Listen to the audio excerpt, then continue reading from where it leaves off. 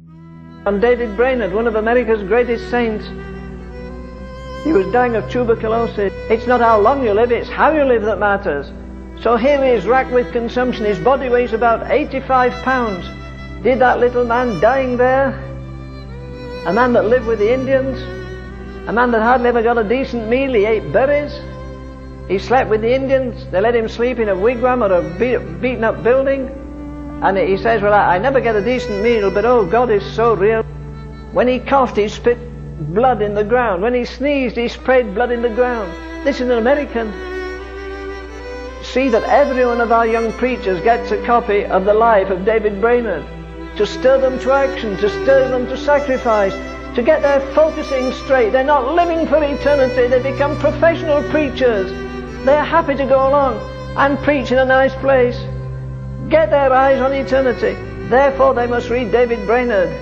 Did David Brainerd, as he prayed there, dying, gasping for breath, did he ever dream a young man in England, a young Baptist by the name of Carey, would read that biography and it would send him to India?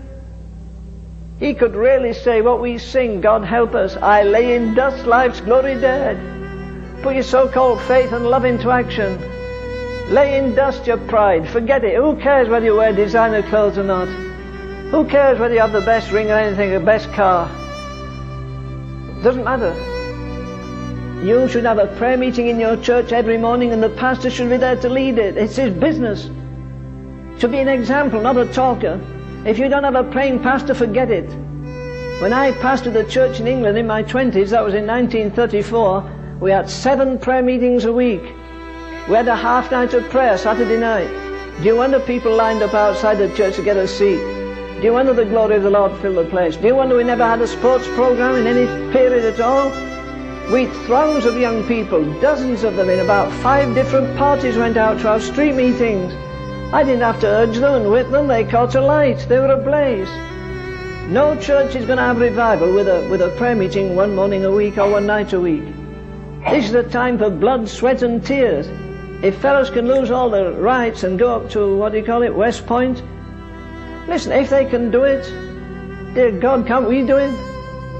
What are you shrugging up in that little church for? Because it never hurt you to go.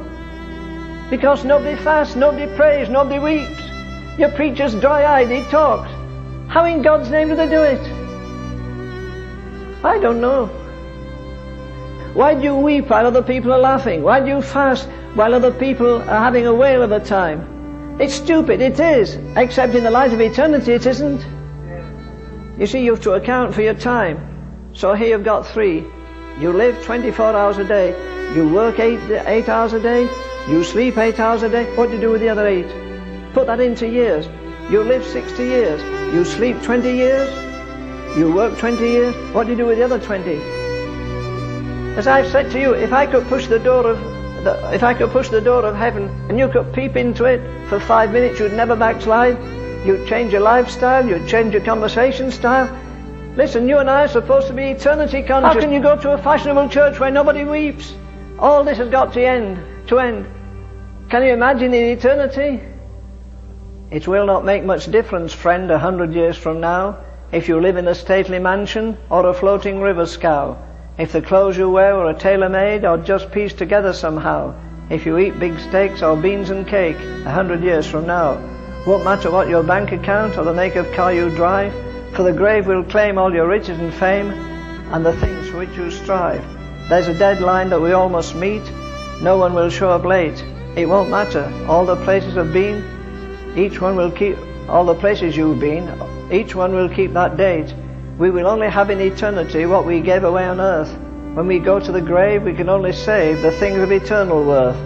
What matters, friend, the earthly gain for which some men will bow? For your destiny will be sealed, you see, 100 years from now. Isn't that something? Won't matter if you live in a stately mansion or a floating river scow. What kind of clothes you, it won't matter. The only thing that will matter if we're clothed in righteousness.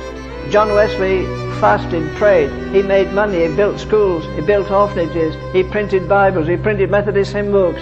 Is the dying thief going to have the same reward?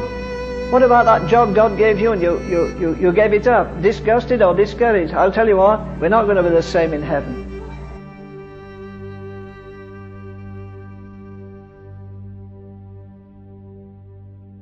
They, not one, they were stoned, they were sawn asunder. According to tradition, Isaiah was hung this way with his feet strapped up there and sawn down the middle, not with an electric saw and get it over, with a wooden saw. He was sawn in pieces. They were stoned. How long did it take them to die?